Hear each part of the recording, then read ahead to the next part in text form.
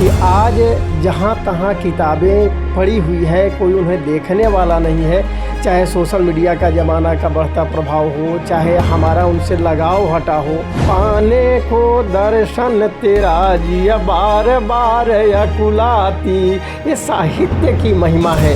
भाषा मूलतः संस्कृत से आई है। संस्कृत भाषा सबसे पुरानी है, इसीलिए देव भाषा कही गई है संस्कृत को, और उसी से आगे सभी भाषाओं को बढ़ाने का एक अवसर प्रदान हुआ। सभी भाषाएं आगे बढ़ी, कारण जो भी हो, लेकिन आज हम साहित्य से दूर होते चले जा रहे हैं। जी नमस्कार, मैं चित्रंजन कुमार और आप देख रहे हैं सीतयोग न्यूज।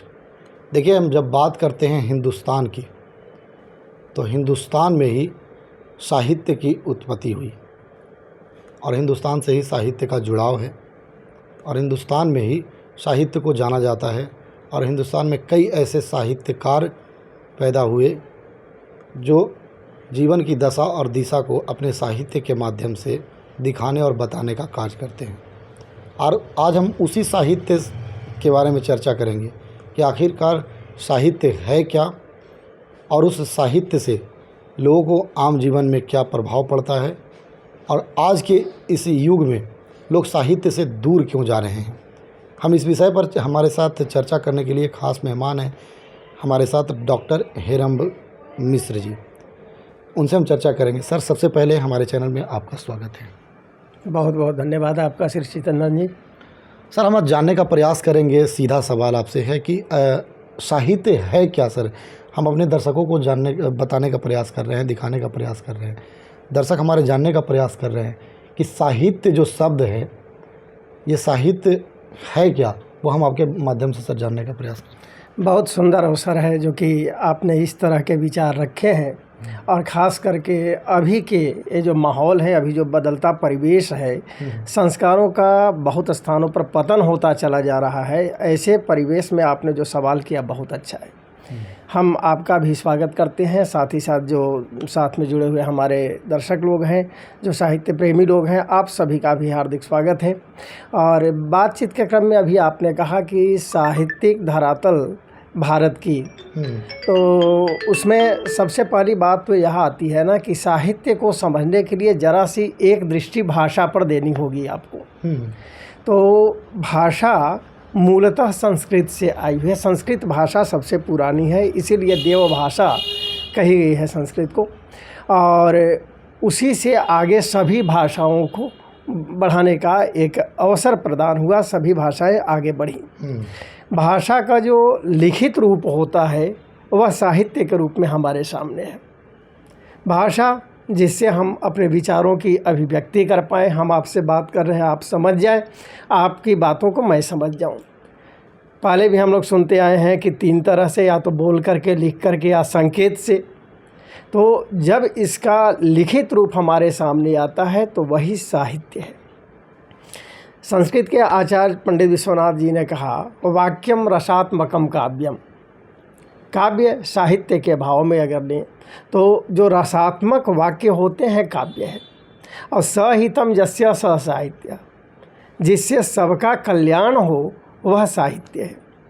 लेकिन अफसोस की बात यह है, दुख की बात यह होती है कि आज जहाँ तहाँ किताबें पड़ी हुई है, कोई उन्हें देखने वाला नहीं है।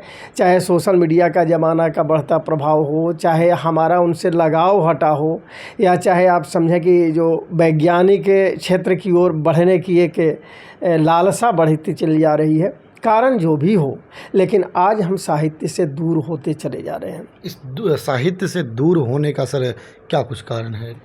क्यों आखिर लोग जो हैं वह साहित्य से दूर हो रहे हैं? साहित्य से दूर इसलिए हो रहे हैं कि उनके दिमाग में, उनके मन में यह बन गया है कि हमको सोशल मीडिया पर, हमें जो है सो यूट्यूब चैनल पर, हमें गूगल पर सारी बातें मिल जाएंगी, और वहीं से हमको जब मिल जा रहा है तो फिर छपी हुई किताबों को पढ़ने की क्या ज़रूरत है। लेकिन सच्चाई यह है कि जो चीज़ें किताबों में मिल पाएंगी वो सभी आपको सोशल मीडिया पर संभव नहीं है।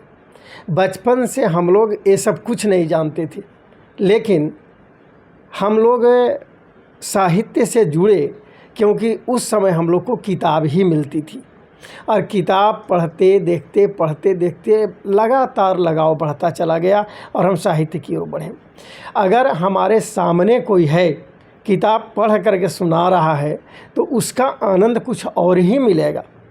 जैसे कोई भी व्यक्त करने वाली, अभी थोड़ी देर पहले बात हो रही थी, आपने जो कहा बड़ा अच्छा लगा था हमको कि श्रीमती जी ने बड़ी ही प्रेम की बातें पूछी कि हमको इस तरह से बोलिए कि मन खुश हो जाए। तो यूट्यूब और अब जहाँ तहाँ खोजिएगा नहीं मिलेगा। उसमें किसी ने बड़ी सुंदर जवाब लिखा था अपनी पत्नी को, जल के विमल गोल में जैसे खिलते कमल सहज ही, वैसे पाकर पत्र आपके बहते धार सुधा की।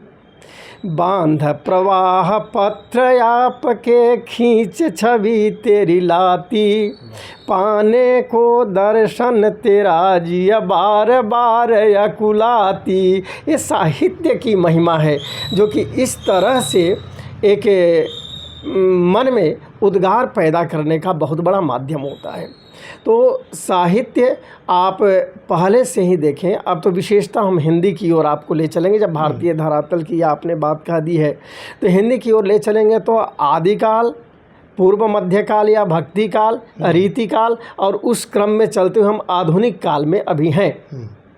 तो पूर्व आदिकाल में जो आप भी पढ़े होंगे, देखे होंगे, पृथ्वीराज रासो चंद बरदाई की सबसे महत्वपूर्ण पुस्तक हुई है उस काल की। और कभी लोग राजा के दरबार में रहते थे, उनके साथ जा कर के लड़ाई के मैदान में भी जाते थे, कलम भी चलाते थे। कलम और तलवार दोनों उनके साथ हुआ करते थे। और उसके साथ साथ आप देखें कि उस क्रम में विद्यापति जी की भी कविताएं जो आपको मिलती हैं कितनी अच्छी हैं।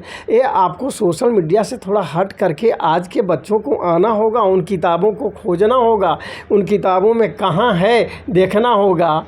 आयल ऋतुपति राज बसंत, धावलयली कुल माधवी पंत।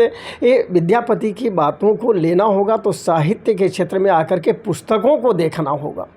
आज के बच्चे तो बस सीमित हो गए हैं परीक्षा तक, और यही कारण है कि किताबों से कटते चले जा रहे हैं। बीच में हमारा सवाल जो था, हम चाह रहे थे कि आपसे सवाल करें, लेकिन आप अपने ही बातों में सारी बातें कर रहे हैं। आगे हम सुनना चाहते हैं। बोलिए। नहीं, सवाल का जवाब और कोई जिज्ञासा हो तो नहीं, जिज्ञासा नहीं, कंटिन्यू कीजिए आप। आजकल बच्चे जो हैं परीक्षा के निमित्त पढ़ रहे हैं। आजकल जो है सो सबसे ज़्यादा मन में बात आई है कि हमको अधिक से अधिक अंक प्राप्त हों, और अंक प्राप्त हों तो पढ़ाई वहाँ पर गौण हुई, और जब पढ़ाई गौण हुई तो साहित्य से लगाव हमारा हटा। पहले देखा जाता था सर कि कम अंक से प्राप्त बच्चे भी अच्छे जगहों पर होते थे, पदाधिकारी बन जाते थे, कंपटीशन निकाल लेते थे। लेकिन जिनकी अंक होती थी, अच्छे अंक होती थी, वो पिछड़ जाते थे कंपटीशन की तैयारी में। आज जो लोग हैं, आज वह परिदृश्य जो है वह बदला है। अंक के पीछे तो आज भी लोग भाग रहे हैं, लेकिन आज भी वह चीज़ें सच्चाई है कि जो अंक प्राप्त करने के चक्कर में परीक्षा केवल परीक्षा को ही माध्यम बना लिया और पढ़ाई से लोग दूर होते जा रहे हैं। इस पर क्या कहें? बहुत अच्छा प्रश्न किया है आपने, जिज्ञासा बहुत अच्छी है, और ख़ास करके आज जो प्रतियोगी छात्र हैं उनके लिए यह बहुत अच्छा प्रश्न आपका हुआ। आपसे एक बात मैं कहूँ, एक कहानी मैं दे दूँ आपको। जैसे कभी आपने कहानी पढ़ी होगी प्रेमचंद की पंच परमेश्वर कहानी, तो पंच परमेश्वर कहानी आप पढ़ लिए। अब पढ़ने के आप ही नहीं बल्कि 10 विद्यार्थी पढ़ लिए, और पढ़ करके जब परीक्षा में गए हैं लिखने के लिए, तो क्या सभी के उत्तर एक जैसे होंगे? नहीं, सभी की भावनाएं तो अलग होंगी। मूल विषय वस्तु से ले करके और उनके जो चित्रण के रूप होंगे वो अलग अलग होंगे। इससे लगाव, साहित्य का लगाव क्या है? इससे साहित्य का लगाव है कि आपका जुड़ाव बढ़ता जाएगा।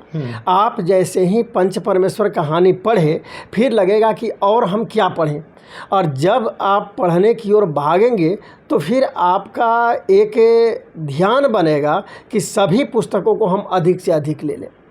पहले भी लोग अंक लाते थे, आपने कहा बहुत बड़े बड़े पद पर जाते थे, लेकिन साहित्य सर्जना और साहित्यिक सेवा का ही परिणाम है कि आप प्रेमचंद को देखते हैं कि कितने सारे ग्रंथ लिखे। और दूर की बात छोड़िए, एक ग्रंथ श्री रामचरितमानस गोस्वामी तुलसीदास जी महाराज का देखिए साहित्य में। और औरंगाबाद के जितने भी साहित्यकार हैं सभी सामूहिक रूप से लगातार साहित्य क्षेत्र को उर्वरा शक्ति देने के लिए, इसको उपजाऊ बनाने के लिए लगे हुए हैं। हमारे मिथिलेश मधुकर जी जो कि आज नहीं है, लेकिन उनके द्वारा जो साहित्य के लिए औरंगाबाद में की गई बातें हैं हम उन्हें भूल नहीं पाएंगे।